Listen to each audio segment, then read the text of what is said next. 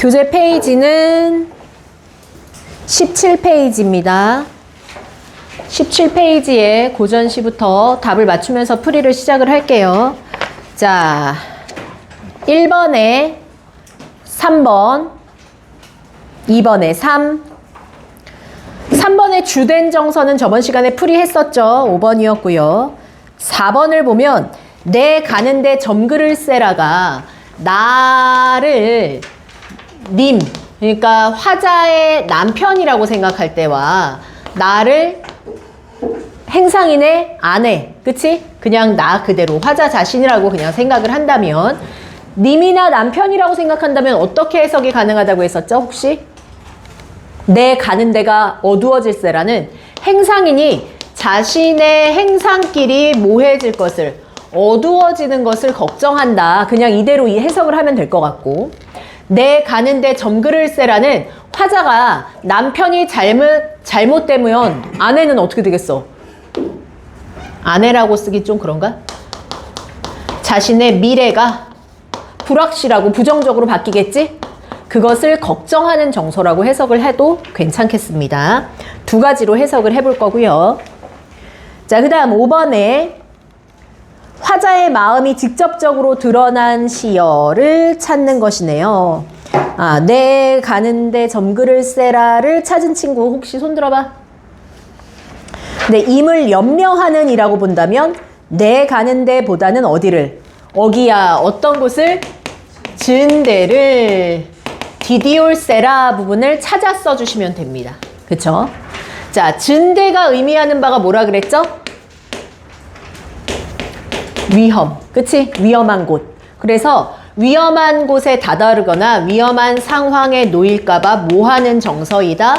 걱정하는 정서이다 정도를 서술해 주시면 좋아요. 이게 찾아 쓰시오 문제랑 그냥 쓰시오 문제는 좀 다르거든?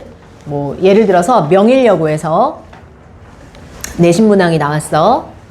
위에서 주인공의 이름을 찾아 쓰시오야. 윤직원 영감의 아들 어쩌고저쩌고 뭐 상훈이는 이랬어. 그럼 애들은 윤상훈 이렇게 적었겠지. 하지만 찾아 쓰자면 윤상훈이란 이름은 없었고 상훈이란 이름만 나왔거든. 그래서 원래대로면 정답은 뭐여야 해? 상훈만 정답이고 윤상훈이면 4점 감점 등급 달라지는 거지. 그러니까 찾아 쓰시오라는 건 완전히 토시 하나 틀리지 않고 엄격하게 그 본문에 있는 내용을 있는 그대로 찾았어야 합니다. 그거 조금 조심하시고요. 자, 여기에서 혹시 틀린 문항 있으면 질문 한번 해볼까요? 몇 번? 괜찮아요? 1번. 1번 보자. 이 시에 대한 설명으로 적절하지 않은 거 몇 번이라고 생각했니? 후렴구를 제외한 나머지 어기와 어광들이 아오 다롱디리를 빼고 한번 볼게요. 칠판 한번 보세요. 달아 높이금 돋으시라 멀리금 비추소서. 어기와 어광들이 아으 다롱디리 후렴이지. 어기야 증대를 디디올세라 내용이죠. 어기와 어광돌이 시장에 그러니까 저제 내려신고요. 시장에 가 계신가요? 아, 내 가는 데가 어두워질까봐 걱정입니다. 라는 부분이 있죠. 그 다음에 어기와 어광돌이. 야, 그럼 후렴구근을 빼면 몇 단 구성이라고 했어? 3단 구성이라고 했어. 시조가 대부분 몇 단 구성이었어요? 3단 구성입니다. 자, 시조가 어떻게 구성이 3단이에요, 선생님? 이런들 어떠하리, 저런들 어떠하리, 만수산 드렁칠기, 얽혀진들 어떠하리, 우리도 이와 같이 망고상청하리라. 이렇게 되어 있죠. 자, 시조는 초장, 중장, 종장, 그치? 초, 중, 종장 몇 단 구성? 3단 구성입니다. 이해되셨죠? 3단 구성이 의미상 3개로 나뉜다는 점에서 요 시랑 시조랑 되게 비슷해요. 오케이? 자, 그 다음에 그냥 시조 얘기 나왔으니까 덧삼아 얘기하자면 우리나라의 최초의 정형시는 오늘 우리가 배우게 된 신라시대 향가야. 그런 이후에 정형시의 그 맥을 이어간 게 바로 이 조선시대 시조야. 조선시대 시조는 형식이 되게 정확해. 몇 장이어야 해? 3장. 초장, 중장, 종장 3장. 하나의 시의 구절에 한 행당 6개의 구절을 넘어서면 안 돼. 6, 9. 전체 글자 수가 45글자 안팎으로 딱 맞춰져야 돼. 45수. 이게 바로 시조야. 형식이 굉장히 엄격해. 심지어 한 줄에 육구인 이유는 뭐냐면 사음보를 넘어서지 않기 위해서야. 사음보. 이런들 어떠하리 저런들 어떠하리. 사음보씩 반드시 끊어줘야 돼. 이 음보율 중요하지. 글자 수도 세 글자, 네 글자, 세 글자, 네 글자, 세 글자, 네 글자, 네 글자, 네 글자란 말이야. 이런 것을 뭐라고 하냐? 3, 4조. 조는 글자 수를 맞추는 거예요. 4, 4조. 네 글자 맞추잖아요. 그러니까 음수율이랑 음보율을 맞춘다. 이것도 되게 규칙을 따라서 만드는 거야. 그래서 음보율, 음수율이 있다라는 것은 형식이 있다는 뜻이고요. 정형시라고 생각을 하시면 좋습니다. 이해되셨죠? 형식을 엄격하게 제한해서 운율을 만드는 게 시조예요. 그거의 첫 번째 시작은 향가입니다. 자, 좀 이따가 향가는 다시 배우게 될 거니까 제 설명 들어갈게요. 자, 해가라는 시로 한번 가볼게요. 해가 1번에 몇 번으로 푸셨나요? 영원이 몇 번 했어요? 5번. 서리적 표현을 사용하여 명령의 전당성 어디 있어요? 남의 안에 훔쳐간 죄가 크다 하면 될 것을 얼마나 큰가? 의문형 어미 서리법 사용했죠. 그래서 정당성을 드러냈다. 5번 괜찮네요. 자, 2번에 이 시와 관련 없는 구절은 4번입니다. 3번 거부가 머리를 내놔라. 내놓지 않으면 구워 먹으리. 둘 다 배웠었지. 근데 2번을 보세요. 대상을 위협하는 느낌으로 바꿀 필요가 없는 게 둘 다 위협의 내용은 있다 없다? 있습니다. 4번 수로 부인을 내놓아라 부분을 찾아 쓰시면 돼요. 수로 부인을 내놓아라.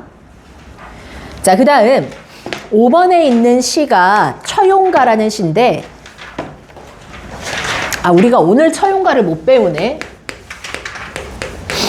그럼 오늘 나는 처용가를 먼저 하고 원앙생가를 나중으로 뽑아야겠다. 얘들아, 선생님이 처용가라는 시를 지금 풀로 배우진 않을 거고 해석만 해준다면 문제풀이만 하게 해줄게. 처용가의 뜻을 봅시다. 첫 번째 줄 서울 밝은 달 아래, 두 번째 줄 밤늦게 논일다가, 세 번째 줄 들어와 자리를 보니, 네 번째 줄 다리가 네 개네 내쉬어라. 야, 칠판 봐봐. 서울 밝은 달 아래에서 후후 하고 밤늦게 놀다가 집에 촉촉촉 들어가서 봤더니 다리가 몇 개? 4개요. 그럼 몇 명이 누워 있는 거예요? 숫자 보세요. 몇 명이지? 2명이 누워 있어.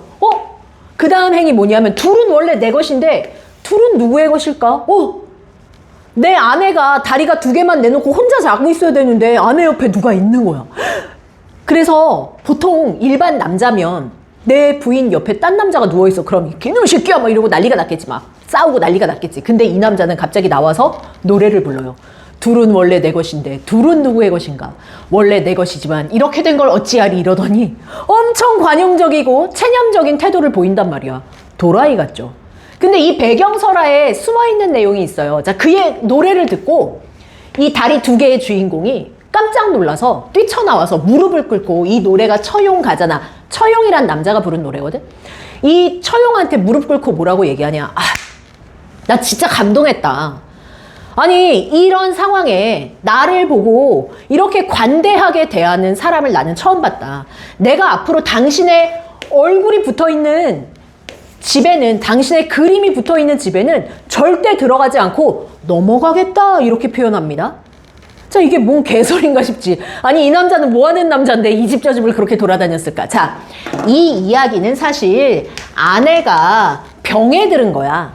그럼 이 다리 2개는 누구? 병이죠. 병을 관장하는 신, 병신인 거예요. 근데 시에서, 고전에서는 얘를 뭐라고 부르냐면 역병이라고도 부릅니다. 그래서 역병신이라고 불러요. 되게 욕 같지만 욕이 아니라 진짜 그냥 병을 관장하는 신, 병신인 거야. 역병신이었던 거야. 그런데 이 역병을 다스리는 사람이 처용이 너무 관대해서 감동받은 거야. 대단하구나. 그래서 이 처용의 얼굴이 붙은, 그 그림이 붙은 집은 실제로 역병이 안 갔겠냐마는, 안 갈 거라고 생각하고 사람들이 계속 그런 믿음으로 뭐 했겠어? 처용 얼굴을 집에다가 붙였겠지. 우리 집에 역병 안 오게 해주세요. 병 안 걸리고 건강하게 해주세요 하면서 처용 얼굴을 착 붙였단 말이야. 이해됐죠? 자, 그러면 처용가의 이 노래에 대한 디테일한 내용은 조금 이따가 다시 배우고 다시 시로 가서 시적 상황의 공통점은 뭐야? 아내를 뭐 했다? 빼앗겼다라는 상황은 같지. 앞에 시는 수로 부인의 아내를 뺏긴 거고 이 시에서는 처용이 자신의 아내를 뺏긴 상황인 건 똑같죠? 맞죠? 근데 태도상 뭐가 다르다고 쓸래요? 앞에 시는 어때? 협박하고 분노했지. 근데 얘는 어때? 굉장히 관용적이야. 관용적 혹은 체념적 태도야. 이게 되게 중요한 차이점입니다. 적어두시고요. 관용과 체념이라는 키워드가 지금 이 처용가라는 시에선 굉장히 중요합니다.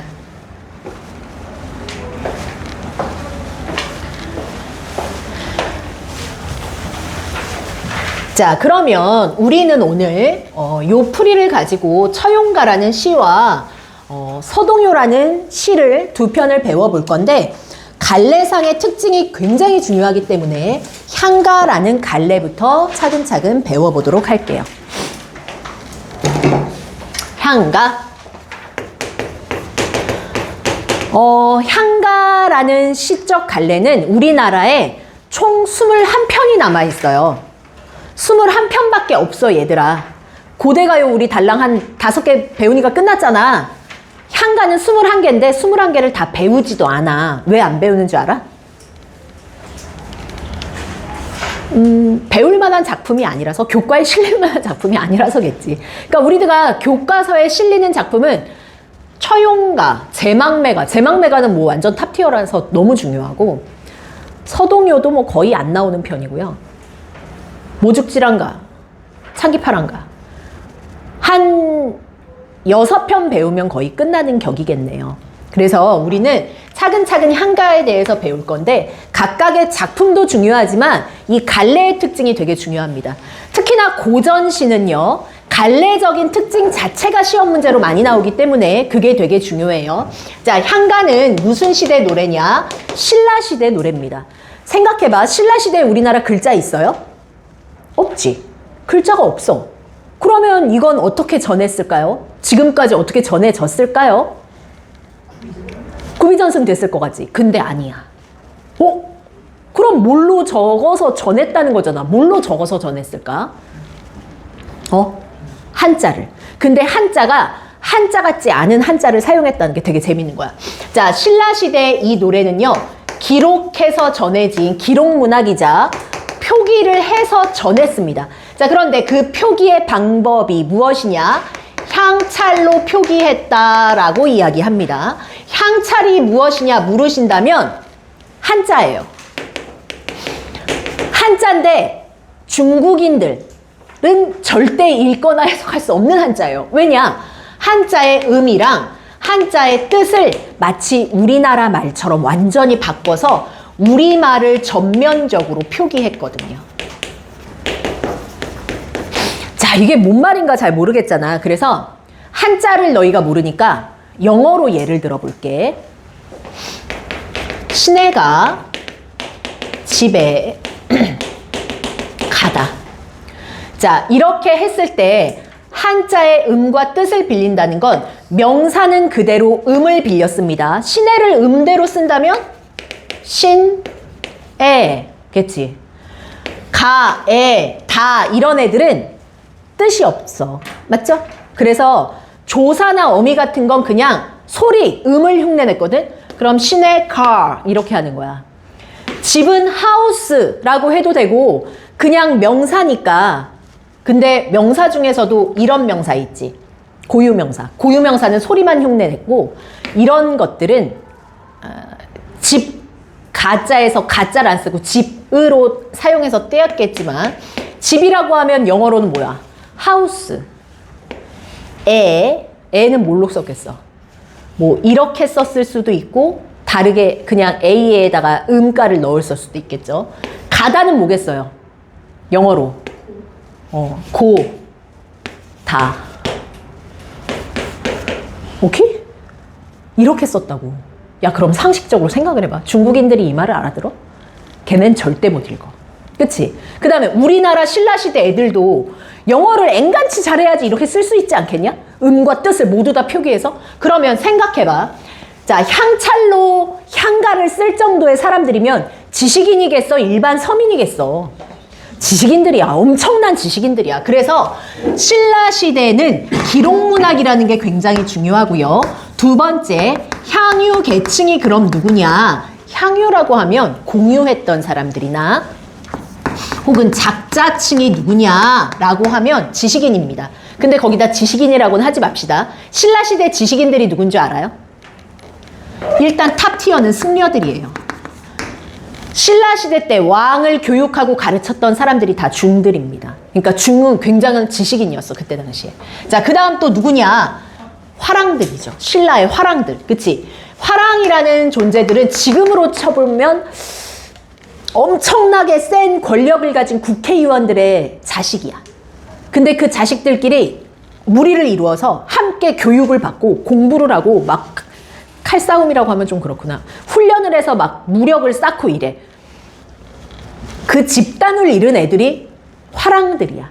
이해되니? 그러니까 우리나라를 이끌어갈 신세력들, 엄청난 지식인의 자식들이지 역시. 이런 애들이 대부분의 작자층이었어. 그럼 생각해봐. 내용이 어떤 내용이었겠어? 중이 썼는데 어떤 내용이겠니? 당연히 불교적이지. 그치? 화랑이 쓴 시는 대부분 어떤 내용일 것 같니? 우리나라의 화랑이 쓴 시 너희가 교과서에서 보는 거 2개 작품이거든? 모 죽지랑가랑 찬 기파랑가? 찬, 예찬하거나 모 죽지랑 추모하거나. 그러니까 화랑을 추모하거나 화랑을 예찬하는 노래들. 그래서 화랑과 관련된 내용들이 좀 많습니다. 근데 제일 많은 건 불교적인 성격은 일단 기본가로 다 깔고 가요. 자, 그 다음 또 중요한 거. 아까 내가 초반에 우리나라 최초의 정형시를 배울 거야 라고 했지. 그러면 신라시대의 향가는 형식이 있을까요? 없을까요? 있어요. 형식이 있습니다. 한마디로 우리나라 최초의 무슨 시다? 정형시예요. 자, 어떤 형식이 있냐면 하나, 둘, 셋, 넷. 4줄짜리가 초창기 향가의 모습이에요. 자, 이 4줄짜리 향가를 사구체라고 부릅니다. 이게 가장 초창기 모습이에요. 조금 발전하면 몇 줄 될 것 같아? 성원이 생각엔 몇 줄 될 것 같니?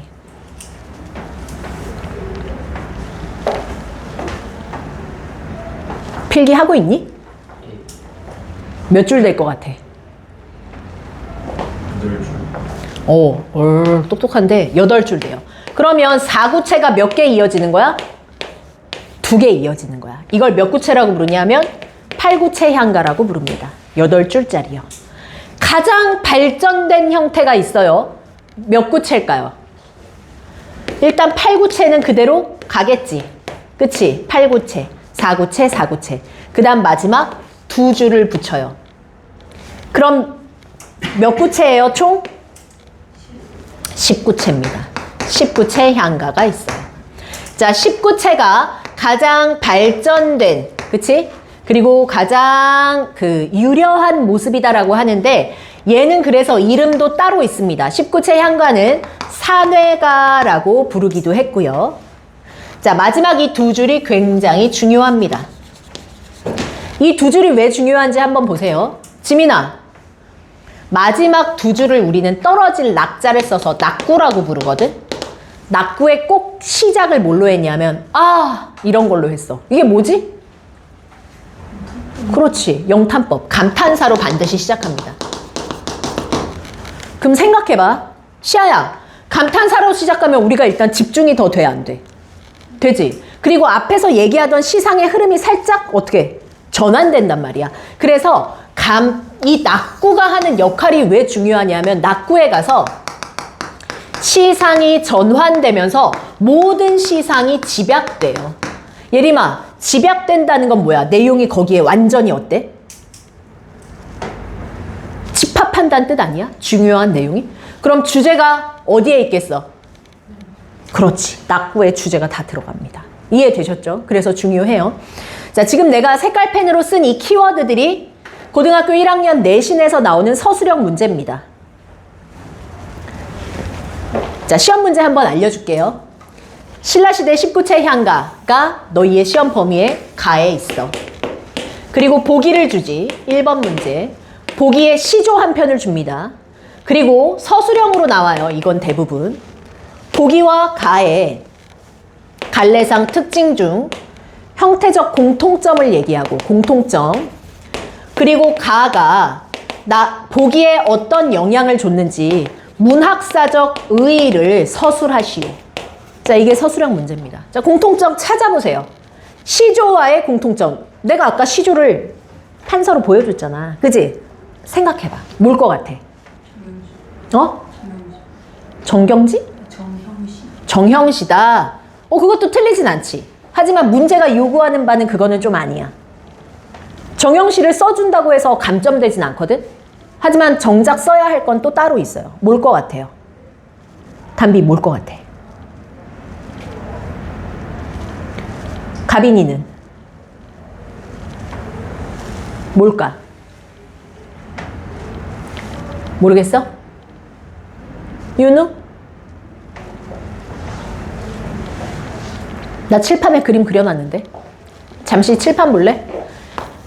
초장, 중장, 종장이랑 비슷하지 않아요? 지금? 의미상 몇 단 구성이라는 거? 3단 구성이죠. 의미상 3단 구성인 게 공통점이에요.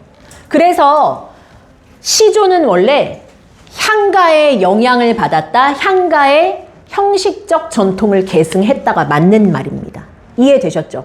자, 그럼 가가 보기에 어떤 영향을 줬는지 문학사적 의의를 얘기하면 향가는 시조에 영향을 줘서 형식적인 것을 무엇했다? 계승하게 하였다. 이게 되게 중요한 문학사적 의의가 되는 겁니다. 오케이? 또 하나 더. 시조도 초장, 중장, 종장 중에 어디가 제일 중요하게? 종장이 제일 중요하고 종장의 대부분 모든 시상이 집약돼 있어. 이것도 공통점. 하나 더 얘기할까? 초창기 시조는 감탄사로 시작하기도 했습니다. 아히야 무릉도원이 어디뇨 나는 예인가 하노라 이러잖아. 그럼 이 아히야 이 부분이 하는 감탄사였어요. 그러니까 실제로 시조는 향가의 영향을 받았다 안 받았다? 받았다. 그래서 형식을 많이 계승했다. 아시겠습니까? 자, 신라시대의 향가를 배웠어요. 지금 우리는 맨 위에 봐봐. 글자. 한자를 보면 선화, 공준, 님 했는데 주가 2개가 있지. 그치? 주자가 2개가 있어 놓은 다음에 공준, 님은 이렇게 됐잖아. 그러면 얘는 이 글자를 설명을 하자면 님주자야. 그러니까 얘는 소리 흉내 낸 거고 얘는 뭐 흉내 낸 거야? 뜻을 빌려다 쓴 거야. 이해되니? 이게 신라시대의 그 향찰 표기예요. 고등학교 1학년 때 중세국어가 시험 범위에 들어가거든요. 중세국어 들어갈 때 가끔 가다가 이 신라시대의 향가를 몇 개씩 끄집어내서 고대국어랑 같이 맞물려서 물어보는 선생님들이 많아지실 거예요. 그때 다시 공부할 겁니다. 아시겠죠? 일단은 향찰 표기라는 걸 꼭 기억해 둡시다. 음과 뜻을 빌려서 썼구나예요. 이해되셨죠? 자, 4구체, 8구체, 19채 중에서 19채 한번 읽어보겠습니다. 19채 찾았어요? 은우 읽어봐. 가장 발전되고 정제된 3회 바라고 4구체 더하기 4구체 더하기 2구체의 문제 마지막 낙부는 감탄으로 시작 이후에 시조의 영향 19채가 시조에 영향 준 거지 4구체나 8구체는 아닙니다. 오케이? 향유계중 주로 승려나 화랑 같은 귀족이고요. 표기는 향찰 표기입니다. 향찰 표기에 동글 별표 하시고요. 향찰 표기를 다른 말로 여러 가지 표현이 나오지만 너희가 풀이하는 문제는 안 나오겠구나. 그거는 얘기 안 해도 되겠다. 자, 내용은 민요적인 내용, 불교적 내용, 서정적 내용, 주술적 내용 다양하게 많은데 문학사적으로 어떤 의의가 있는지 봅시다. 문학사적 의의 찾으셨죠? 자, 여기를 한번 읽어볼게요.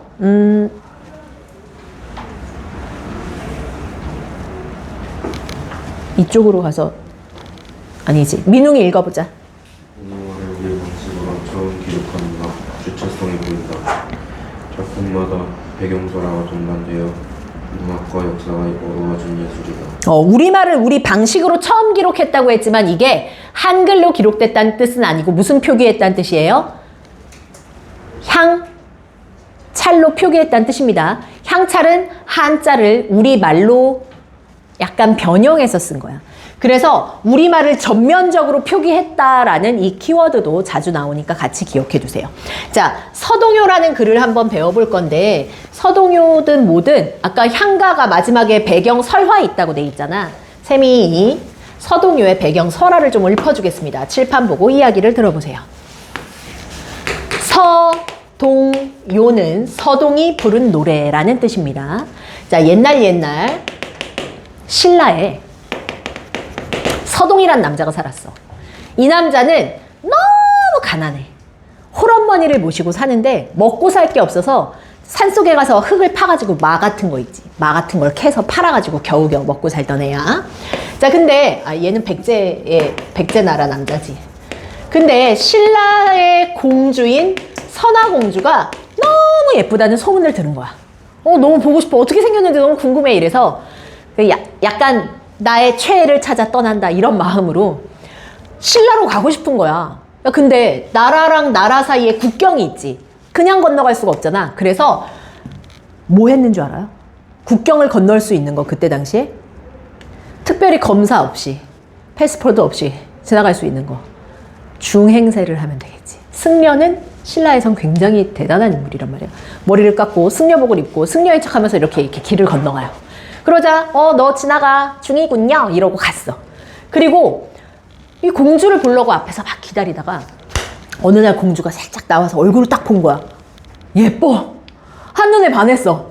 폴링인 러브했어. 사랑에 빠졌어. 야, 근데 백제나라 동네 거지랑 신라의 선화 공주가 결혼하거나 사랑을 이룰 일이 있니 없니? 얼굴도 못 보잖아. 자, 그래서 이 서동이라는 남자가, 서동은 별명이 맛둥이기도 한데 맛동도령이라고 부른 이유는 말을 캐서 파는 남자라는 뜻입니다. 이 맛동 혹은 서동이가 고민을 했어. 근데 내가 어떻게 될 수는 없으니까 저 여자를 평민으로 끌어내리기로 마음을 먹은 거야. 개새끼냐. 쓰레기 같은 놈. 그래서 이 남자가 이 여자를 욕하는 노래를 지어요. 그리고 아이들한테, 동네 애들한테 말을 주면서 노래 한번 불러볼래? 야, 이 노래 많이 부르면 너 이거 간식 더 줄 거야 이러면서 말을 캔 걸 갖고 온 걸 말을 막 나눠주면서 동네 노래를 퍼뜨립니다. 노래의 내용이 뭐냐면 선화공주님은 남 몰래 시집 가두고 남 몰래 결혼을 해서 밤마다 맛동도령 있지, 서동이를 안으러 다닌대. 웬일이야? 걔 결혼도 안 했는데 밤마다 남자 만난대. 장난 아니지. 욕하는 노래를 만들어서 막 미친 듯이 불렀어. 자, 그러니까 이 노래가 돌고 돌아서 임금의 귀에까지 들어갔고 빡이 쳐가지고 임금이 공주를 금은보화 한두 개, 금가락지 몇 개 정도 줘서 내쫓습니다. 너 같은 딸은 필요 없다. 너 우리 가문에 지금 명예를 더럽혔다. 나가! 쫓아내. 근데 이 여자가 쫓겨나면서 눈물을 뿌리면서 궁궐을 나왔을 거 아니야. 그때 누가 등장했겠니? 서동이 이렇게 기다렸다. 안녕 베이비, 나 서동이라고 해 하면서 딱 나타나는 거야. 근데 이 여자도 되게 이상한 여자야. 왠 줄 알아? 보통 그러면 저 새끼 네가 그랬구나 하고 멱살을 잡아야 되잖아. 근데 이 여자는 또 멍청이 같아요. 나의 운명의 상대, 당신이 서동이군요. 그 노래가 맞았어. 이러면서 둘이 결혼을 해요. 자, 결혼을 하고 둘이서 백제의 동네로 돌아갑니다. 그런데 얘가 가지고 온 금은보화 몇 개를 꺼내서 서동한테 주죠. 여보, 우리 이걸 팔아서 이걸로 우리 어머니랑 같이 먹고 살아요. 지금 여긴 너무 가난해서 뭐 먹을 게 없어요. 그러니까 맛동이 그걸 보고 막 웃는 거야. 그러면서 뭐라고 얘기하냐면, 야, 뭐 이런 쓰레기 같은 걸 거기서부터 뭐 힘들게 들고 왔어. 나 이런 거 내가 막 캐는 산에 되게 많아. 가봤더니 말을 캐는 밭이랑 산이 다 뭔 거야? 금은보화가 잔뜩 쌓여 있는 거야. 그걸 보고 깜짝 놀란 신라공주 선화가 자기들이 이 무거운 금은보화를 다 보낼 수가 없으니 승려 중에게 부탁해서, 중이 하고 도수를 부려요. 신라 왕에게 보냅니다. 신라 왕이 갑자기 눈이 뒤집히면서 우리 사위 서동은 나의 소중한 사위다. 갑자기 인정을 하고 신라 왕의 인정을 받아서 나중에 이 서동이 백제 30대 무왕이 됩니다. 이게 배경설화예요. 자, 보세요. 이 노래의 성격을 한번 생각해 보세요. 남을 모함하는 노래야. 맞아, 안 맞아? 맞지? 참여야, 그게. 그 다음, 나중에 실제로 선화공주랑 서동이랑 결혼해, 안 해? 하죠? 그럼 이 노래 자체가 미래를 예견하거나 미래에 그 일이 일어나도록 부린 주술의 성격이 있어요, 없어요? 있죠. 자, 성격 한번 보세요. 주술적, 민요적, 참요, 하나 더, 동요이기도 합니다. 동요는 누가 부르죠? 아이들이. 이거 애들이 부르던 노래 맞아요. 필기? 필기? 누가 손이 돌아? 자, 주제 선화공주와 서동의 은밀한 사랑. 하지만 실제 주제는 이렇지 않습니다. 얘들아, 겉으로 드러난 주제는 누가 누구를 좋아해서 밤마다 안으러 간다고? 선화공주가 서동을 좋아하는 노래는 겉으로 드러난 주제고, 실제 이면적인 주제는 뭐야? 서동이 누구를 좋아해서? 선화를 좋아해서 모함한 거야. 이해됐죠? 이거 반대로 두 개 다 알아두셔야 됩니다. 자, 그 다음 의의를 한번 읽어볼까요? 의의 읽어봐. 현존한 내용과는 가장 오래된 작품, 민요가 사고체 향가로 정착한 작품. 민요가 사구체 향가로 정착한 작품이고요. 가장 오래된 초창기 향가의 모습, 사구체 향가입니다. 이해되셨죠? 자, 뒤로 넘어가서 나머지는 숙제로 해올 거고 한 장 더 넘어가서 26쪽에 처용가라는 시를 가봅니다. 아까 선생님이 처용가의 노래의 배경 설화를 이야기를 해줬잖아. 그치 얘들아? 자, 그런데 처용가는 몇 구체 향가예요? 눈으로 빨리 확인해봐. 하나, 둘, 셋, 넷. 몇 구체? 8구체 향가입니다. 형식은 8구체예요. 그쵸? 그러면 8구체 향가는 어떻게 분석하냐? 4구체, 4구체로 나눠서 내용 분석하면 됩니다. 자, 그런데 서울 밝기 달에 해서 서울 밝은 달 아래 밤들이 논이다가 해서 밤 늦게 논일다가 들어와 자리 보곤 해서 들어와 자리를 보니 가로리의 동글 얘가 다리가 라는 뜻입니다. 다리가 내희여라는 내시여라. 자, 그러면 여기에서는 아내의 무엇을 확인했다? 그냥 동침을 확인하게 됐다 정도만 인지할게요. 다른 것 말고. 둘은 내 것이고 둘은 누구의 것인가? 본디 내 해다 마르는 본디 내 것이지만 안을 어찌하리꼬는 이렇게 된 것을 어찌하리꼬.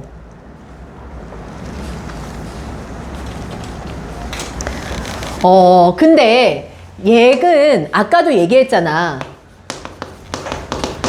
역병신이 침범을 했다. 한마디로 아내가 뭐가 된 상황이에요?